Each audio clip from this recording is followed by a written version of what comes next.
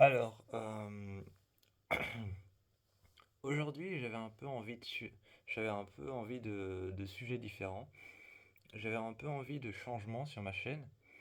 Alors, aujourd'hui, je vais parler de choses dont je suis pas habitué à parler.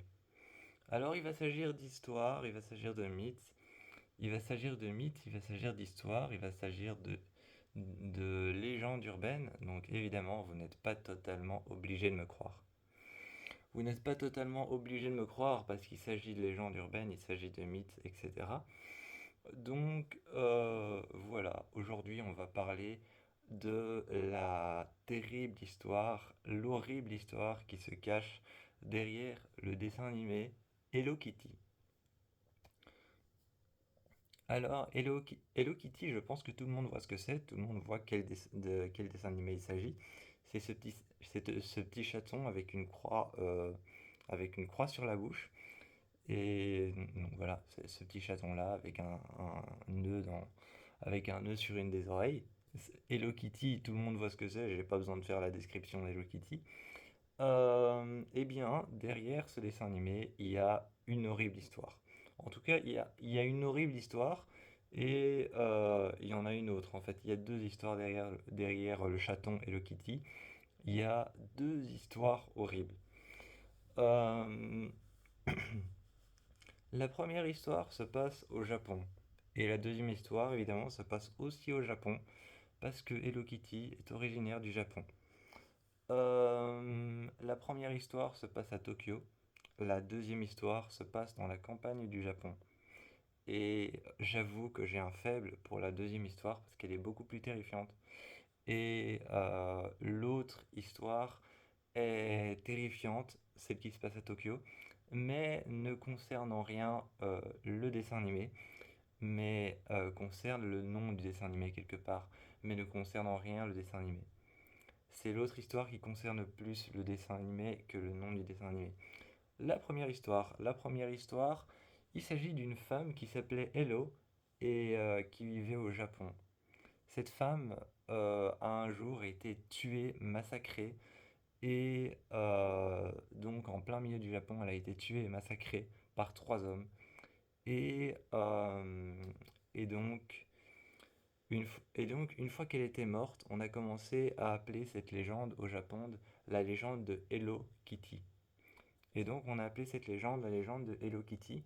C'était plus devenu une légende, mais un dossier qu'on a appelé le dossier Hello Kitty, parce que la jeune femme s'appelait Hello. Et donc massacrée par trois hommes, cette jeune femme qui faisait un métier, je vais pas dire particulier, hein, parce que je n'ai aucun problème avec les femmes qui vendent leur corps. Je n'ai aucun problème avec ça.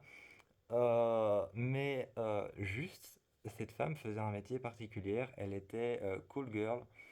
Elle était call girl et donc elle vendait son corps un petit peu. Et évidemment que quand t'es call girl, t'as souvent, enfin, quand t'es call girl, parfois tu peux te sentir en danger, parfois tu peux te sentir menacé.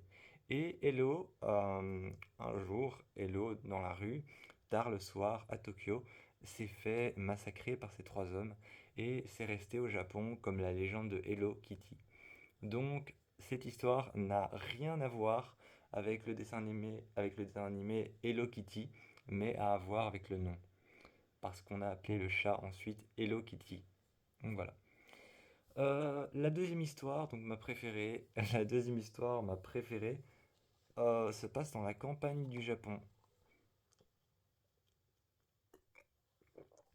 Alors, il s'agit d'une jeune fille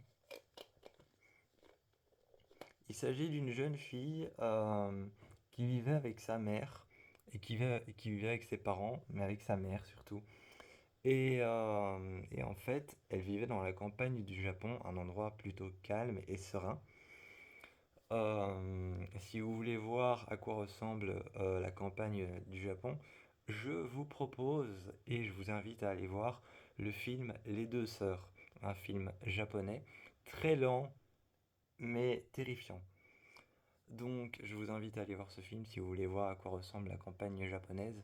C'est très beau, moi c'est mon pays préféré. Et donc Cette jeune fille qui vivait dans la campagne japonaise et vivait avec sa mère et son père. Elle vivait avec sa mère et son père et c'était une fille plutôt... c'était une fille tout ce qu'il y a de plus ordinaire. Jusqu'au jour où la mère décida alors d'enfermer sa fille au sous-sol de la maison. Elle décida alors de lui coudre la bouche, parce que vous pouvez remarquer que Hello Kitty a les lèvres, la bouche cousue, donc a une bouche en croix. Et la mère décida un jour d'enfermer sa fille à la cave de la maison, de lui coudre la bouche et, euh, et de lui coudre les yeux. Donc cette fille s'est retrouvée condamnée au noir éternel et condamnée au silence éternel. Elle s'est retrouvée enfermée chez elle. Elle s'est retrouvée enfermée et séquestrée dans sa propre cave, dans sa propre maison, par sa propre mère, condamnée au silence éternel et condamnée au noir éternel. Elle ne pouvait donc plus rien voir, ce qui est quelque part un peu l'histoire du chaton Hello Kitty, parce qu'il a la bouche cousue comme cette fille en a subi le même sort. Donc voilà, c'est la terrible histoire, c'est la terrifiante histoire qui se cache derrière le chaton Hello Kitty qui a l'air si gentil et si innocent. Si vous ne le savez pas, dites-le moi en commentaire. Si vous l'ignorez ou que vous ne croyez pas en ces histoires, dites-le moi aussi. Vous n'êtes pas obligé d'y croire, il s'agit de mythes et de légendes urbaines. Moi, j'avoue que j'y crois quelque part, mais quelque part non, parce que je me dis qu'un acte aussi cruel est quand même un peu impossible à faire, surtout sur ton enfant. Voilà. Donc moi je vous fais plein de bisous et je vous encourage à me dire en commentaire ce que vous pensez de ça.